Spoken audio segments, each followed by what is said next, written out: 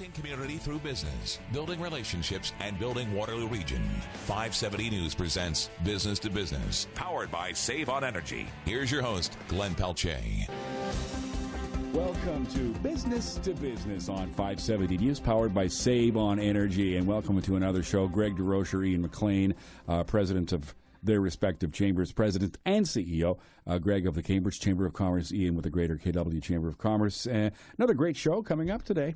Yeah, we're joined today by Cara Claremont from Plug and Drive and Matt Stevens from Fleet Karma. I can't wait to talk to these two people because this is a really fascinating subject. And you know what? It used to be really boutique-y and electric cars and hybrids and all those types of options were really only for a very small number. But I think as you'll hear today, the cost of gas and the cost of electricity and the advancements they're making in electric cars and hybrids and alternative fuels are making it within reach. And in fact, $1.50 this morning. I know. $1.50 this morning. So this came out of both Cara and Matt were at our Energy and Environment Forum last week and did a fabulous job of on a panel forum with someone from Burlington Hydro to talk about all the issues around electric cars and hybrids. So it's going to be fascinating and very interesting and an emerging piece of the auto sector that more and more people are going to be driving, and then we're joined by our friend David Black from Cowan Insurance. He chaired the the Manufacturing Summit 2013, which was last year,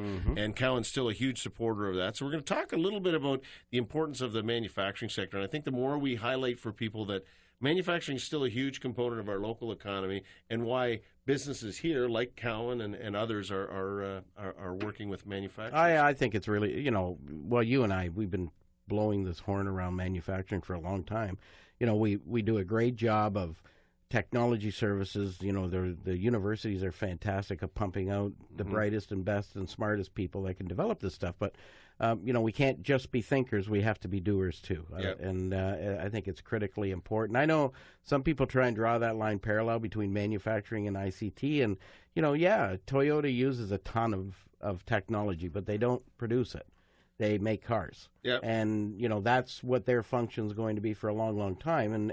But we need to have industries like that doing the things we need made. But I think it's important. I mean, I agree with you. I mean, hard manufacturers, and whether it's doing that, in the auto sector or other issues. BlackBerry was and still is a manufacturer of sorts. It's about the technology as part of manufacturing. These are not. You're not making widgets. We're not competing with China or India or Indonesia or Thailand on 10-cent items. We're talking about precision automating. We're using the community colleges and the universities to have really skilled workers with high, well-paying jobs, and that's creating those, not just the ideas, but the widgets. So it is a hugely important... I think largely in the region of Waterloo, and you probably would agree with this, we've gone from, it's not blue-collar manufacturing, it's gray-collar manufacturing now, where, you have to be a professional on the floor of a lot of manufacturing organizations in our community. And I know you've got a couple of events. We talked last week about the Canadian anti-spam legislation. You've got a couple of events, which I think are already sold out, so you may have to get... I have no idea. I have so much spam in my inbox, I can't fill it. Well, after that conversation, we're going to get something going for our members because more people need to be understanding of what the new legislation actually means. So, I know you've got those events. We got Louis Gomes coming on from Dytrim, and he's going to talk to us about his impression. I know, he will tell you with the microphone off that he hates it, but it's there. And I think in reality, Ian, it's organizations like the Chamber of Commerce have got to look at this and say, how can we help small business accommodate it or change the legislation to make it business friendly? So we'll be doing something. You've got that. We'll be doing something on that, and we have two. We're pretty light in the summer because we're doing all our planning to get started for next fall. But we have At the Races with Elora Raceway. And I think that's July 24th. It's on our website. And our golf tournament is selling out fast at Grace Silo, I believe, this year on August the 14th. So pretty great events for people to participate. But fantastic show, and we're looking forward to. We'll be repeating this one in a couple of weeks because we're going to take a couple of weeks off to get some vacation, and then we're ready to go. All right. Our guest is Cara Claremont of Plug and Drive. Hi, Cara. How are you? I'm very well, thank you. Well, thanks for joining us today. We had a very interesting energy and environment forum. Was it last? It was last week. And Carib was one of our presenters, and really fascinating seminar or a platform. Program with Matt Stevens and yourself and someone from Burlington Hydro talking about electric cars, but also fuel efficient cars that can make a difference in the environment. But tell us about Plug and Drive. What is it that you do? Explain it to our listeners. Sure. So Plug and Drive is a nonprofit organization. We've been around for about 5 years, and the real idea behind Plug and Drive is to help accelerate the adoption of electric vehicles to advance their environmental and economic benefits. So we very much are focused on helping the consumer understand why should they consider making the switch from gas to electric, and what can they gain economically, and why are they good for the environment. Now, during the session, we were talking about. We had actually 4 or 5 vehicles, of which one was yours. Right. So maybe you can talk about the opportunity or the types of vehicles that are actually available. So for a business, sure. Many of our business owners, are there vehicles that would be suitable for an industrial or like a business purpose, or are most of these still personal vehicles? Well, there's more and more choice all the time, and actually at pluganddrive.ca you can see every vehicle that's available on the market today in Canada. And so most of them right now are passenger vehicles, and almost every automaker has a vehicle, or at least has one coming out in the next year or so. So we're up to more than 10 or 12 types of vehicles, and there are some pickup trucks and small vans, etc., as well, both coming and current. And so there are more and more vehicles that are appropriate to a business use. And in fact, though, some of the passenger vehicles are really fantastic for fleet use, depending, of course, on the use of the fleet. And that's something that I believe your next guest, Matt Stevens, can speak to, because he knows a lot about converting fleets from gas cars to plug-in hybrids and or electrics. What's of interest to me actually is always been the cost differential. So if you're going in to buy a hybrid or an electric type of car, you're going to pay a little bit of a premium because of that efficiency that comes with it. And for years now, I don't know what the latest stats are, and hoping that that's what you're going to give me, is the payback has not been reasonable. In fact, it's been unreasonable and just hasn't worked. Right. Well, I think you'll see that's really changing, and I can give a personal example just as evidence of that. So, first of all, the cost of electric cars is really coming down. Even just in the last 2 years, the price has dropped more than $5,000 off the ticket price. And the thing that we have found in talking to a lot of consumers, hundreds of thousands of consumers, in our outreach program, is that most people don't do math when they figure out what vehicle they're going to buy. They choose their vehicle for other reasons. And so if you really did do the math, you would see most people hang on to their vehicles for 7 to 10 years.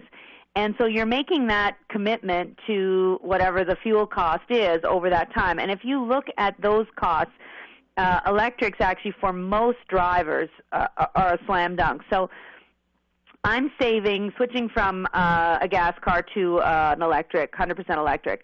I'm saving about $2,500 annually because electricity costs me about $300 a year, and gas was costing me about $2,800. So there, right there, you have a massive savings. So I paid, I would say, approximately a $5,000 to $6,000 premium on an equivalent vehicle. So I've got that payback made in 2.5 years. So I've already got there. But I think what's interesting about that comment from you is $2,800 worth of gasoline that you were maybe going through means you're not just driving to the corner store and back once a day. You're actually using this, in a local business perspective. Oh yeah, I mean, I'm what you would consider almost bang on the national average, and the national average person drives 20,000 kilometers a year, and that's almost exactly what I drive. And I do urban sort of driving, and then I also drive sort of once or twice a month, farther afield to visit family. And so I would be pretty typical. And my 100% electric car fits, I would say, 98% of my driving. Do you have to have a 200-foot extension cord with you? Not at all. So I plug in at home. I pull into my driveway. I plug it in. It's so convenient. It's so easy and so inexpensive. And I don't even pay attention to the price of gas anymore. I never need it. And also the convenience of not having to go to a gas station. Plus, what we're finding now with more and more information available is that the maintenance costs on these cars is much, much less because electric cars are actually a lot simpler.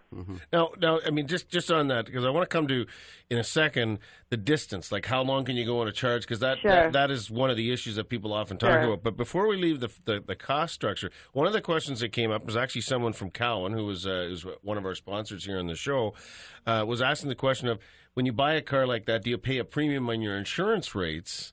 Absolutely not. In fact, I got a reduction in my insurance, and there's a number of insurers, TD Bank, as an example, that will provide a slight incentive for you to choose a more efficient vehicle, a hybrid or an electric. And so your insurance will go down a little bit. It's not huge, but it's good. And I believe actually those rates will go down even further in the future because, of course, actuaries study these types of things. And what you find is electric car drivers are actually a little bit safer drivers because they do have to plan where they're going, and they also tend to stick to the speed limits because they want to keep their range. And so typically you do find actually that they're safer drivers. So this may not be the car for Greg DeRocher then. Although it's hard to resist because electric cars have instant torque, and so they really have awesome pickup. Yeah, so they do. I think it is hard to resist taking advantage of that. I was actually in one just the other day, and a Volt actually, and I was shocked. I just could not believe how quickly it went from giddy up. Yeah, it was. Well, and I think that's why Plug and Drive, we do a lot of ride and drive events, and the reason we do that is exactly what you're talking about. Most people have a preconceived notion about an electric car, that it's not a good car, or that it's more like a golf cart or something like that. And what we find is when we get people actually into the electric cars, it's like, wow, this is actually an awesome car, electric or not.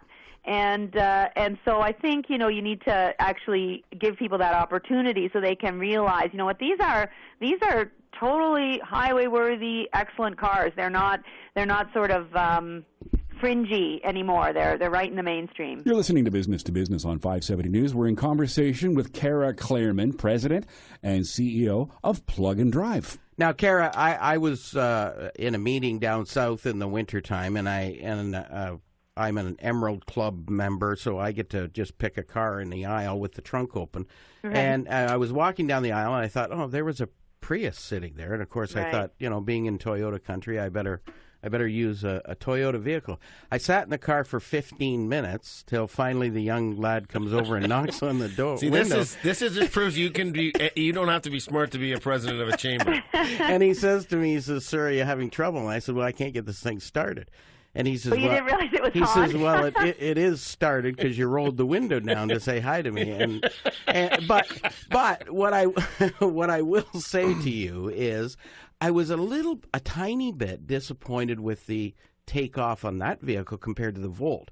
Right. Now, because a Prius is a hybrid, it's not an electric. Now, there is a plug-in Prius available now, which has some electric capacity. Because there was a bit of a hesitation when you right. You go. A hybrid is more like that. It's a different design. Plug-in hybrids or full battery electrics have really fabulous pickup. I need the full battery. Yeah, need the full battery. It's really fabulous. I mean, and if you get a chance to drive a Tesla, that's sort of on a whole other plane. That's the one I want. Yeah. We were trying to get one for the energy environment for a fell apart at the end, but we're going to have that back because that's a really and they've got quite the range too. I believe 300 kilometers or something. Those ones can go a lot. So maybe you can actually touch on that. What different vehicles can distance? Because that's one of the issues. Sure. If you're doing any sort of distance traveling, do you have to stop for lunch for 2 hours? To charge to get there. So maybe talk about the charging or the distance capacity and the charging.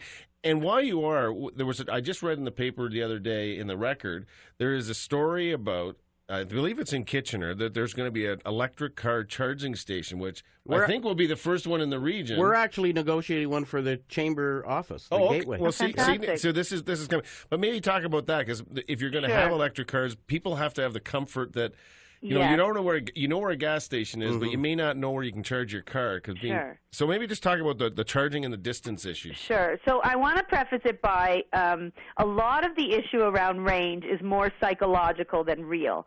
Of course, it's a real concern to people, but if you look at the actual numbers, 80% of Canadians drive 50 kilometers or less a day. So there are lots and lots of us who don't drive far. But what the real issue is people think, what if I want to drive far? And even though they don't do it very often, they might want the option. And so that tends to weigh on people, and that is the thing I think that discourages a lot of people. Now, the range of the vehicles varies, obviously depending on the vehicle. So some of the vehicles, get 100 to 120 kilometers on a charge. Nissan Leaf gets about 150, and the Tesla can get as much as 450. So, you have a wide range of battery capacities, and really it's the size of the battery that affects the amount of capacity. And then, of course, there's the plug-in hybrid, like the Volt or the plug-in Prius, Ford C-Max. Those vehicles, they get about, let's say 40 kilometers on a charge, and then they switch over to hybrid gas. So so for people who tend to think, well, occasionally I'm going 200 kilometers and I want that option, that car would be more suited to you. Many, many families in Canada have two cars, and in that case, I would say, a fully electric is a slam dunk, because you can use it for urban, suburban commuting. You're never going to drive much more than 50, 60 kilometers in a day. Yeah. And if you want to go to the cottage, you want to go to Montreal, you take the other car. Well, Cara, thanks so much for joining us. It was a fascinating discussion between you and Matt and Dan from Burlington Hydro. And the more I heard about it, I think it absolutely is a wave of the future, especially with the cost of gas going away. Is the payback on these vehicles makes a lot of sense. So thank you for joining us, and we'll have you back soon. Yeah, and hopefully soon you'll be able to, when you're in Cambridge, charge your car at the Cambridge Chamber of Commerce office. I certainly plan to do so. All right. Thanks, Cara. Thank you. You are listening to Business to Business on 570 News. We'll be right back with more Business to Business, powered by Save on Energy. Call in with your questions at star 570, 570-2545, or 1-800-570-5715. Powered by Save on Energy, featuring local businesses, solutions, and success stories, connecting community through business on 570 News. Welcome to Business on 570 News. This segment of Business to Business brought to you by Gallagher's Travel, and our next guest is Matt Stevens of Fleet Karma. Hi, Matt. How are you this morning? Good. How about yourself? Great. Matt was with us, and we just had Cara on, who talked about the electric car movement, and you joined her and Dan Guado from Burlington Hydro at our Energy and Environment Forum last week. And what I found interesting about the presentation you gave, Matt, was getting the real facts on what a vehicle will cost you. In terms of operating it, in terms of gas or whatever, and the payback for different vehicles. So maybe just describe what you're a local company, you're in Waterloo. Describe what your company does and what services you can provide to an individual or business. Sure. So what we do is we try and help people identify where there is a fuel-efficient vehicle that's a smart decision for them based on how they drive. So to do that, what we think the key is to actually give you something simple and something personal that reflects what your savings will be. Because when you're looking to buy a new vehicle, especially if you're looking at something like a hybrid or an electric, you know how much more you're signing up for to spend on the vehicle, but it's really tough to know how much you'll save on energy. So that's where we come in. So our services come in where you data log your current vehicle to learn how you actually drive your vehicle. And then what we do is we give you a really accurate estimate of what the energy savings will be on the vehicles you're looking at based on your driving style. So would you compare that as well, Matt, to if you were driving a straight gas vehicle now, if you went to a straight electric vehicle? Yeah, exactly. So we can do gas to electric, we can do gas to new gas, we can do gas to diesel, gas to hybrid. So basically, if you're driving a '07 Civic, we can tell you what you would get in the brand new Civic. That's more efficient, or we can also show you what you would get on a Nissan Leaf, and we can figure out, based on how you drive and driving in KW with our weather, will it have enough range for you? So explain how it works, and I'm looking forward to trying this out. But what do you actually do? You actually there's a monitor that you put on the car, and how complicated is this for someone to get this yeah, it's done? attached to the police station too, Ian. So. Yeah. So fortunately, there's not that sort of big brother level to it, but it's pretty simple. So we're for individuals, we're rolling out at dealerships, and it's generally offered for free. And at the dealership, they'll clip a little logger into your vehicle. It clips into the diagnostics port. If you've seen the Desjardins ads, it's a similar kind of device. So it clips in the diagnostics port. You drive for a week. When you come back to the dealership, then they can run the report for you. So it's a pretty simple process, takes a few minutes, and with that, we can then tell you on 3 vehicles you're interested in what you'd save and how that compares to what you're spending. I'd have to do this inconspicuously so my wife didn't find out how much I'm wasting on gas. No, but I think this is interesting. I mean, we talked with Cara about, and your company Fleet Karma, you're in some respects working with businesses that may have a fleet and say, if we were to make a different choice from, as an example, to diesel vans from regular gas vans, what's the payback? And then you can do that whole calculation that makes sense. And part of that is actually understanding what the actual fuel usage would be on different vehicles. Does that sort of capture it? Yeah, you hit the nail on the head. So what we try and focus on is what we call green and green, the decisions that'll save you money and lower your environmental footprint. But for us, it's focusing on where do both of those happen, not where is there a trade-off. So tell me how you started the company. I mean, you're a local guy. It's a local company, and honestly, I was very pleased that my friend Glenn Wright, who gave me the idea for the Energy and Environment Forum, said you got to have Matt. He's really passionate about this segment. How did you get started in this with this business venture? Well, we were really fortunate that we spun out of Waterloo. We were doing a project as grad students, and we loved what we were working on. It was a competition that was funded by General Motors, Natural Resources Canada, and the U.S. Department of Energy. And then because Waterloo has such a good tech startup system, we then moved into the Accelerator Center, and we grew up there with a lot of support from the team at the Accelerator Center. And a couple of years ago, graduated from there, and now moved into our own office space. And you've got now you're from startup to now you've got 10 or 15 staff now, and you're working with dealers across the province or across the country. Who's your customer base? Yeah, exactly. So with Fleet Karma, we have fleets all over the world. So we have fleets in Europe, Africa, the U.S., and in Canada using our system. And then with My Karma, what I mentioned about the dealerships. We initially launched that in a couple dealerships in Toronto, and we're now expanding across Canada, and we have a couple dealerships in the U.S. that are about to launch it. So you've got some obvious experience at dealing with people's driving habits, different types of vehicles, and their relationship between gas, electric, or hybrid. Take, for example, a guy like Ian, who's maybe a little heavier on the gas pedal than the average individual. And heavier. I'm not. Yeah, a lot. Okay, let's be honest. He's a speed demon. Yeah. In circumstances like that where you've had clients test their vehicles and they're that type of driver, does it make sense for them to go to electric? So in some cases, yes. In some cases, no. I know that's I'm skirting the question, but there's some really nice. So I'll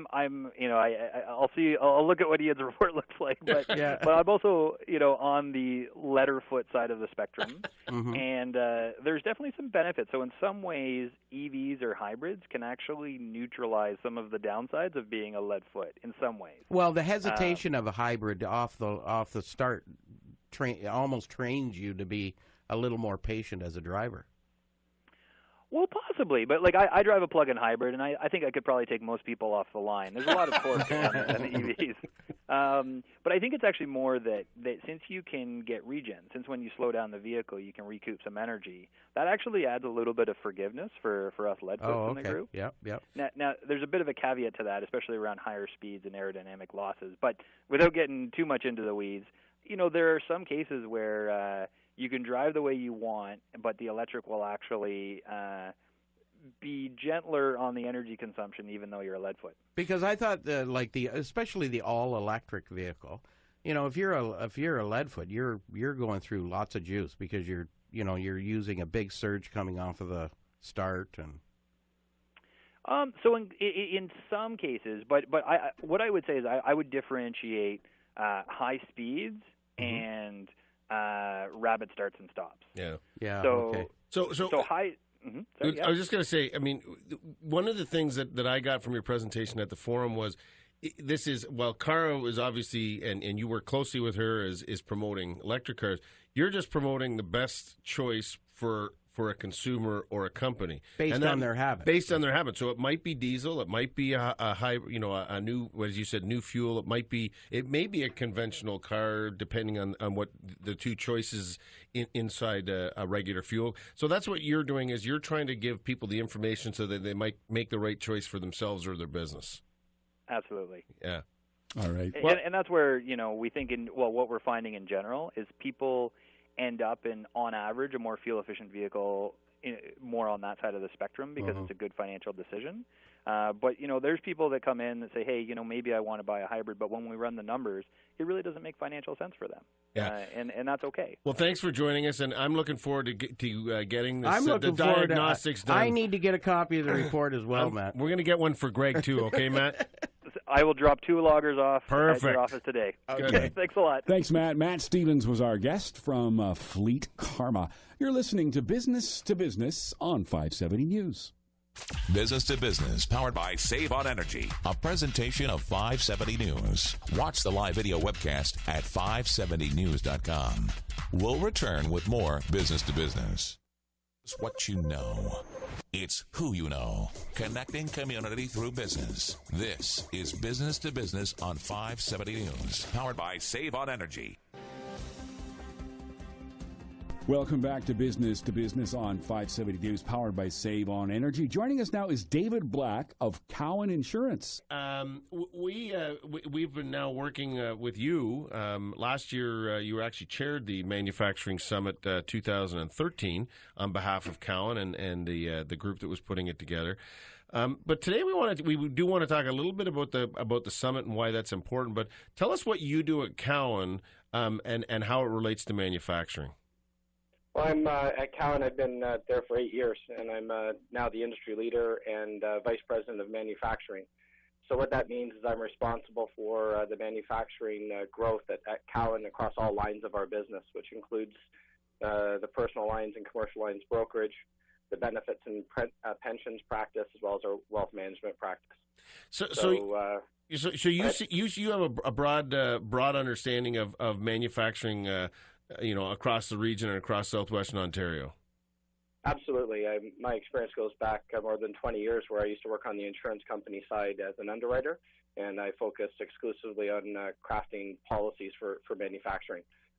So we've been running the manufacturing summit. This is the third one we just had this last May.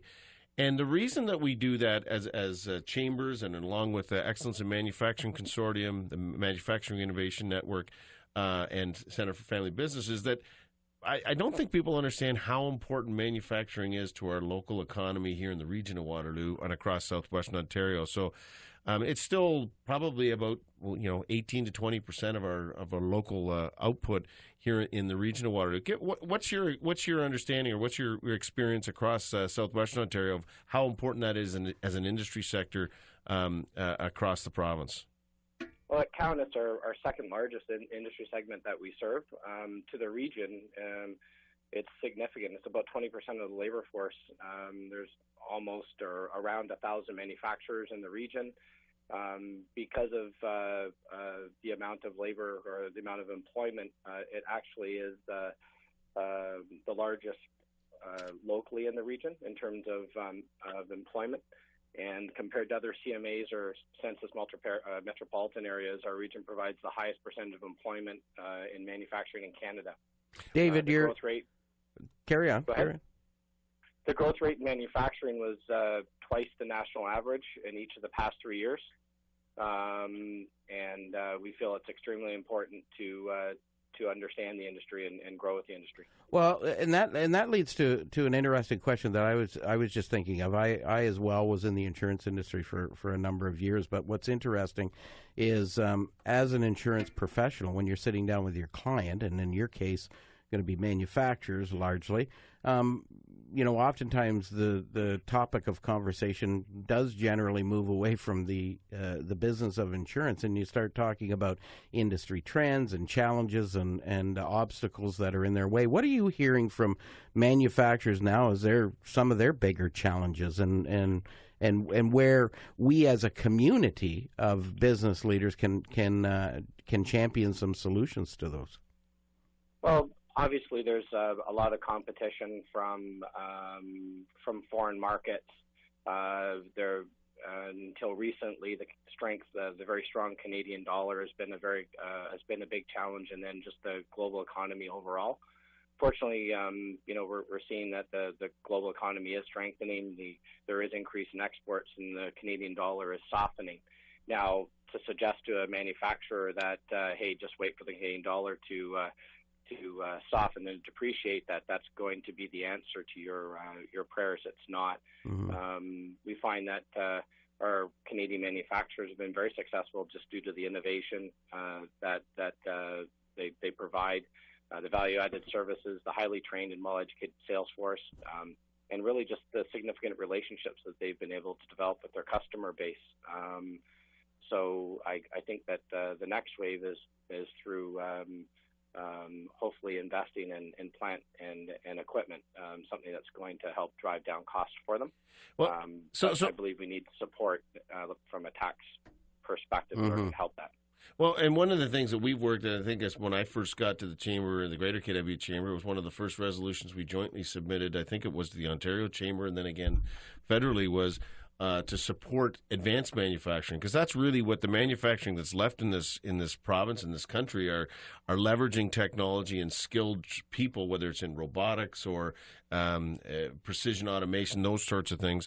Is that the what you've observed in the changing landscape that is manufacturing across southwestern Ontario? I mean, it's now much more a very technical, advanced, what we would call advanced manufacturing. Absolutely, I totally agree. It's not just about making a component, but it's what you can add, or the value add you can bring to that component to provide more to their customers. And I agree. I think that's gone beyond just the manufacturing of pounding out a side of a dishwasher. You're adding other value to whatever you're making in order to make it more complicated or more valuable to the customer that they're selling it to. And I think Canadian manufacturers have understood that, and through innovation, that's where they've been successful. But, aside from the obvious, you've been a huge champion, Cowan has been, of manufacturing in the region. Why is it important to Cowan, other than the obvious, but why do you find it important? Well, I've been involved in manufacturing for 20 years, so I'd say it's my passion. I understand it, but from Cowan's perspective, it is a significant portion of our business. So because of that, sorry about that. That's okay. Business has got to continue, David. That's what we want to see. Exactly. So it's a significant portion of our book, but also significant to the community that we serve. So it's something that just can't be ignored. I believe that manufacturing is definitely growing over the past 3 years, and is going to continue to grow just in different ways. And we need to be able to understand how manufacturing is changing in order for us to be able to support our clients better. Well, and that's one of the things, the manufacturing summit. I know you chaired last year's. This year you were out working the day. But the Manufacturing Summit is one of those opportunities where we highlight the changing, the changing issues around inside manufacturing.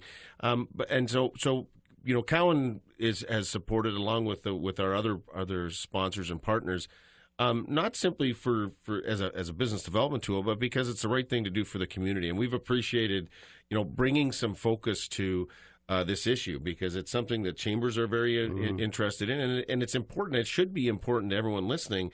Is if we have a manufacturing summit that's declining or in trouble, it's going to affect. There's all kinds of jobs that are related to the manufacturing sector, whether it's transportation, logistics, but well-paying jobs, and so or just the service sector. To service the hundreds or maybe thousands of people that work in those industries. So I mean, Cowan supports that. I guess I'm sort of answering the question, but does Cowan support that type of initiative because of the importance to the community as much as it is to your own business?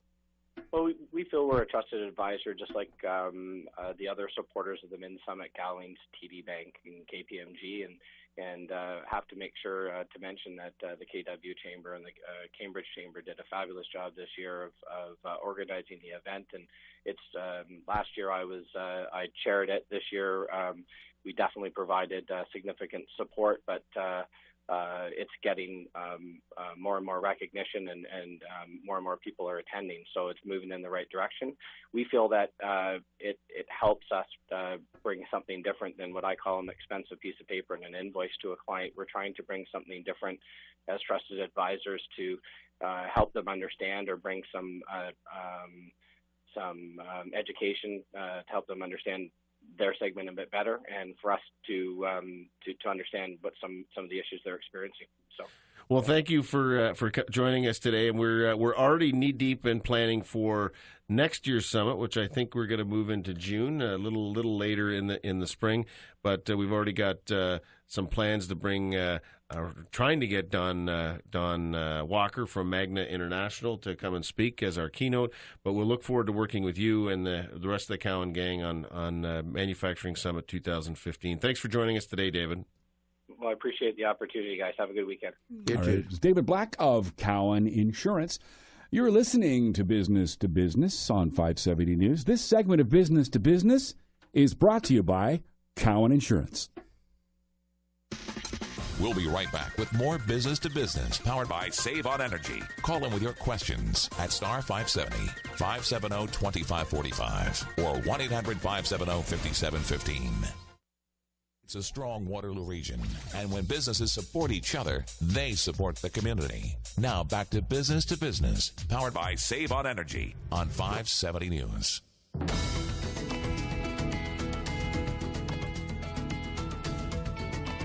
Welcome back to Business on 570 News, powered by Save on Energy, and we are pleased to welcome Jeff Quint of Waterloo North Hydro.